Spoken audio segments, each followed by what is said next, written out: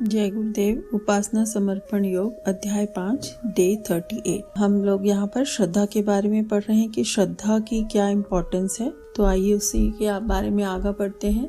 श्रद्धा ही एकमात्र वह अवलंबन है जिस पर बिठाकर आत्म चेतना को प्रक्षेप शास्त्र की तरह गुरुत्वाकर्षण रहते अंतरिक्ष तक पहुंचाया जा सकता है। अध्यात्म क्षेत्र के जितने भी चमत्कार हुए हैं उन सभी को श्रद्धा की ही परिणति कह सकते हैं।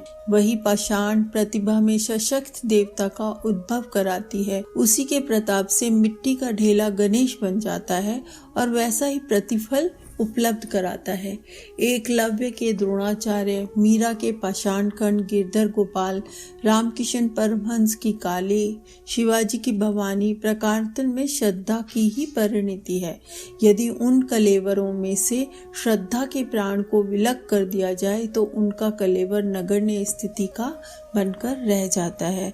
तो आज ये बता रहे गुरुदेव यहाँ की श्रद्धा ही एकमात्र वो रास्ता है, एक मात्र वो तरीका है जिसके द्वारा क्या है कि आत्म चेतना, हमारी अंदर की चेतना को प्रक्षेप शास्त्र की तरह, प्रक्षेप शास्त्र यानी स्पेस शटल की तरह, ऐसा शटल जो कि रुकता नहीं है, बड़ी स्पीड से जाता है, उसको गुरुत्वाकर्षण के रहते हुए अंतरिक्ष तक पहुंचाए। गुरुत्वाकर्षण जो कि ग्रेविटी का फोर्स होता है जो कि उसको जाने नहीं देता है, उसके रहते हुए भी अंतरिक्ष तक पहुंचाया जाता है। तो यहाँ पर आप समझने की कोशिश करें कि आत्म चेतना तो हमारी आत्मा है, हमारी आत्मिक प्रगति के पाथ को, उसको कौन प्रक्षेप पात्र, उनको उस आत्मा की प्रगति का जो पथ है उसको कौन निर्धारण कर रहा है, क्योंकि श्रद्धा निर्धारण कर रही है। और श्रद्धा के रहते हुए भी गुरुत्वाकर्षण यानी संसारिक भौतिक चीजों का लालच, भौतिक चीजों के अवरोध और जितनी भी हर्डल्स हैं जिंदगी में आत्मिक क्षेत्र में बढ़ने के लिए, वो सारी हर्डल्स के होते हुए भी श्रद्धा ही एक ऐसा है जिससे कि आत्म चेतना के प्रक्षेप पात्र आत्म चेतना को अंतरिक्ष तक यानी भगवान तक, उतनी ऊंचाई तक पहुंचाया जा सकता है जहां पर जाके हम समझ सके कि गुरु क्या है और गुरु के अनुदान अनुग्रह हमें कैसे मिल सकते हैं। तो ये आत्म चेतना का उद्धार सिर्फ श्रद्धा के माध्यम से ही हो सकता है। अध्यात्म क्षेत्र में जितने भी चमत्कार हुए बता रहे हैं कि जितने भी चमत्कार हुए, जो भी हम देखें, विश्वामित्र का देखें, ऋषि युधिष्ठिर का देखें, द्रोणाचार्य का, एकलव्य का देखें, मीरा का देखें, रामकृष्ण परमहंस का, शिवाजी का देखें, सबका क्या कारण है? उन सबका उद्धार इसीलिए हुआ कि उन्होंने अपने इष्ट के प्रति, अपने गुरु के प्रति अथाह श्रद्धा थी, प्रगाढ़ श्रद्धा थी, अटूट श्रद्धा थी और उसी के कारण उनको जो सफलता मिली। एकलव्य को इतना सुंदर तीर चलाना आया कि वो अर्जुन से भी अधिक बढ़िया धनुर्धारी थे। और वो किस लिए हुआ कि उन्होंने सिर्फ द्रोणाचार्य की एक मूर्ति बना ली और उसको अपना गुरु मान लिया और उस गुरु को पूरी तरह से समर्पित हो गए कि जिस जैसा भी, ना मूर्ति बोल रही है ना मूर्ति बता रही है, कहाँ से वो इंस्ट्रक्शंस आ रहे हैं, वो उनकी श्रद्धा। जब हम श्रद्धा में डूबकर भगवान के पास बैठते हैं, भगवान के समीप बैठते हैं, तो हमको अपने आप ही ज्ञान की अनुभूति होती है, हमें अपने आप ही अपनी हर्डलों से, परेशानियों से कटने की, आगे बढ़ने की हिम्मत मिलती है, उसका रास्ता दिखता है। मीरा ने क्या है, वही गिरधर गोपाल की मूर्ति हर मंदिर में होती है, लोग जाते हैं, पूजते हैं, मगर मीरा में ऐसा क्या था जो कि उन्होंने गिरधर गोपाल को एक, वो कहते हैं ना, मैंने गिरधर गोपाल को खरीद लिया। उन्होंने, गिरधर गोपाल उनके आसपास फिरा करते थे, क्या था उनमें ऐसा? एक श्रद्धा थी। रामकिशन परमहंस की काली क्यों उनके हाथ से खाना खा लेती थी? क्योंकि उनमें श्रद्धा थी। तो वो ही श्रद्धा जो होती है पत्थर में प्रतिभा भर देती है, पत्थर में उस देवता का उदय कर देती है और उतने विश्वास से उस पत्थर से ही वही प्रतिफल, वो ही हमको मिलने लगता है जो कि एक सचमुच का अगर देवता हमारे सामने खड़े हो और वो दे सके।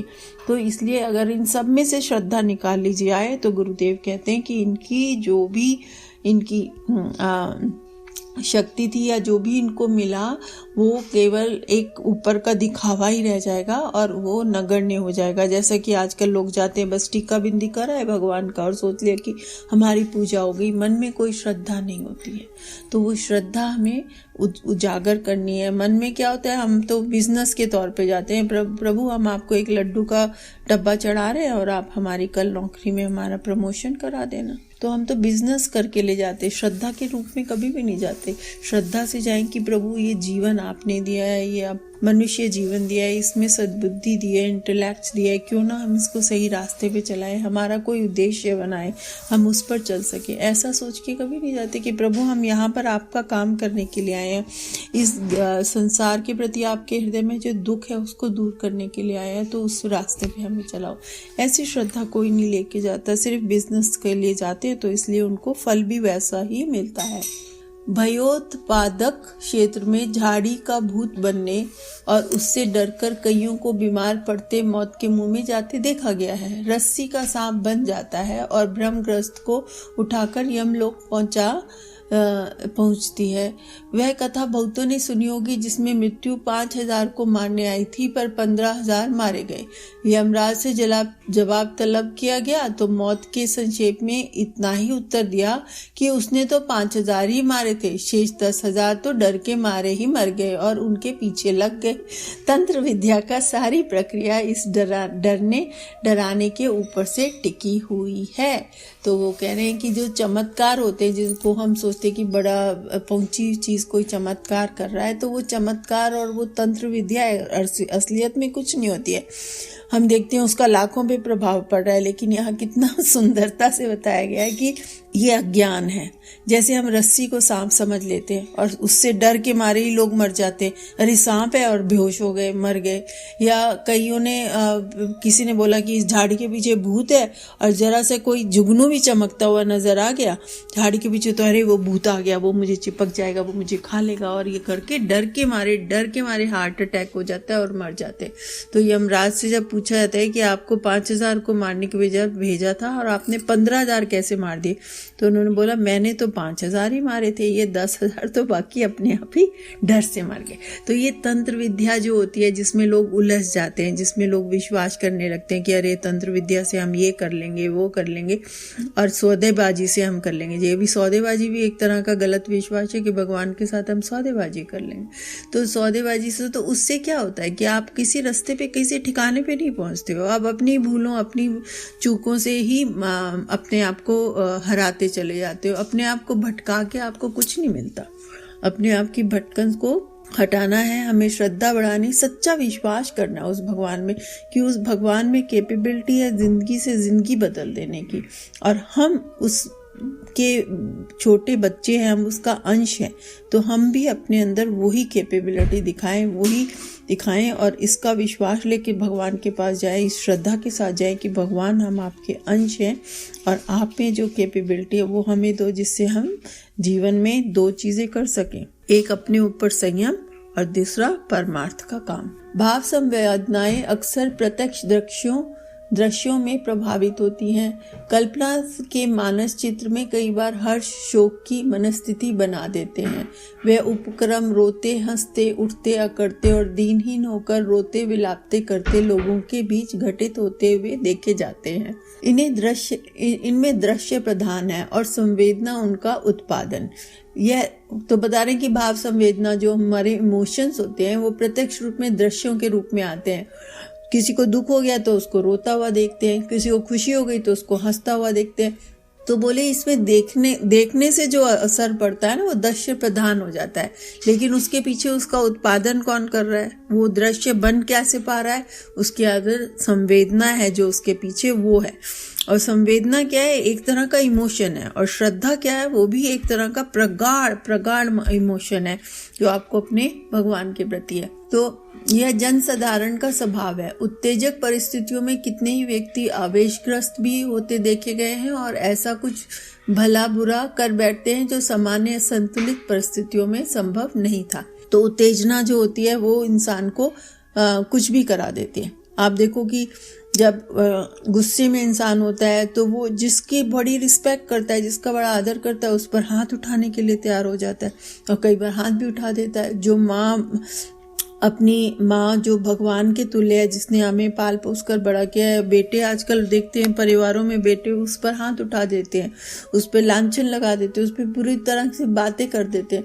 तो ये सारा किस लिए हो पाता है? क्योंकि हम अपने ऊपर अपनी इमोशंस को कंट्रोल नहीं कर रहे हैं और उत्तेजक हो गए हैं और अपनी इमोशंस के द्वारा चलित हो गए, उनके द्वारा हम गाइडेड हो गए, तो तब ऐसा होता है। वैराग्य लेने से लेकर आत्महत्या अथवा आक्रमण प्रतिशोध पर उतारू होने की घटनाएं आवेशग्रस्त मन स्थिति में ही घटित होती हैं। लोग वैराग्य ले लेते हैं, लोग हम तो घर छोड़ के जा रहे हैं, हम घर में नहीं रहेंगे, वैराग्य ले लेते हैं। क्यों ले लेते हैं?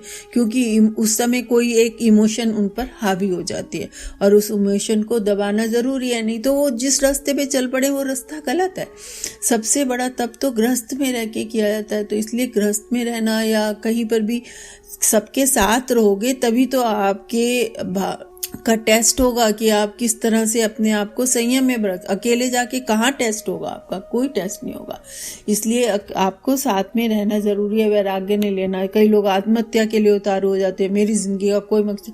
अरे भगवान ने तुम्हें जन्म दिया है, जिस जन्म को तुम किसी अच्छे काम में लगा के आगे बढ़ा सकते हो, उसको अपने आप मार के क्या कर रहे हो? कितना भगवान के प्रति निरादर है ये कि आप वैराग्य ले लो गुस्से में आके, या आप अपनी आत्महत्या कर लो, या किसी के ऊपर इतना क्रोध हो जाए कि उसको मार ही डालो।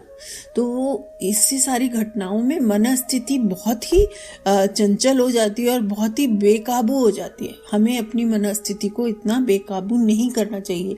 और बेकाबू ये सब कैसे होगा? जब हमारी प्रगाढ़ श्रद्धा और प्रगाढ़ विश्वास होगा उस भगवान में कि जो कुछ वो कर रहा है, जो कुछ उसकी लीला हो रही है, वो किसी मतलब से हो रही है, वो किसी कारणवश हो रही है। तो इस कारण को हमें अपने ऊपर उसका रिजल्ट नहीं लेना है, बल्कि भगवान पे आस्था बनाए रखनी है। कुकृत्य कर बैठने वाले जेल जाने पर पछताते देखे गए हैं और इन्हें मना क्षेत्र के ज्वार भाटे भी कह सकते हैं। भाव संवेदना की आवेशग्रस्त स्थिति में बन पड़ी प्रतिक्रिया भी। तो देखिए, जो गलती से आवेश में आके, गुस्से में आके किसी को मार देते हैं, कुछ गलत कर देते हैं, तो उनको जेल जाना पड़ता है और जेल जाके वो बहुत पछताते हैं कि हाय हमने ऐसा क्यों कर लिया, ऐसा हमारा दिमाग क्यों हो गया। लेकिन एक्चुअली में वो उनका क्यों हुआ? क्योंकि वो ज्वार भाटे की तरह अपने मन के कंट्रोल में आ गए और मन में एक ज्वार भाटा उठा और उसी आवेग में आके उन्होंने कोई भी कुकृत्य कर लिया। तो इस भाव संवेदना को, इस तरह के इमोशनों को आवेशाग्रस्त में, आवेश में आकर किसी स्थिति में प्रतिक्रिया कर लेना बहुत हानिकारक होता है। और इसका संयम कब आएगा? इसका संयम तब आएगा जब आपको अपने गुरु पर, अपने इष्ट पर श्रद्धा हो। श्रद्धा कैसी? कि वो जो हो रहा है, जो कुछ वो कर रहा है, जैसे कि गीता में लिखा है, जो हुआ अच्छा हुआ, जो होगा वो भी अच्छा होगा, और जो अभी चल रहा है वो भी अच्छा ही है। तो इस बात पे अगर आपको श्रद्धा और विश्वास है तो आपका इमोशंस आप कंट्रोल में रखोगे, आवेशाग्रस्त नहीं होगे और इस तरह से आप कोई भी ऐसी प्रतिक्रिया नहीं करोगे जिसके लिए आपको बाद में पछतावा होना। तो अपनी प्रतिक्रिया को संयम में रखने के लिए श्रद्धा भी बहुत बड़ा रोल प्ले करती है और श्रद्धा से आत्म प्रगति होती है। तो इस तरह के विचार आने से पहले ही हमारे सुविचार उसे काट देते हैं। तो सबके जीवन में ऐसी श्रद्धा उतरे और सबके जीवन में सुविचारों की सेना हमेशा खड़ी रहे, उनकी इमोशंस को और उनके आवेशों को रोकने के लिए और उनको दबाने के लिए। इसी के साथ आज का स्वाध्याय समाप्त करते हैं। आइए गायत्री मंत्र पढ़ते हैं। ओम भूर्भुवः स्वः तत्सवितुर्वरेण्यं भर्गो देवस्य धीमहि धियो यो नः प्रचोदयात्। जय गुरुदेव।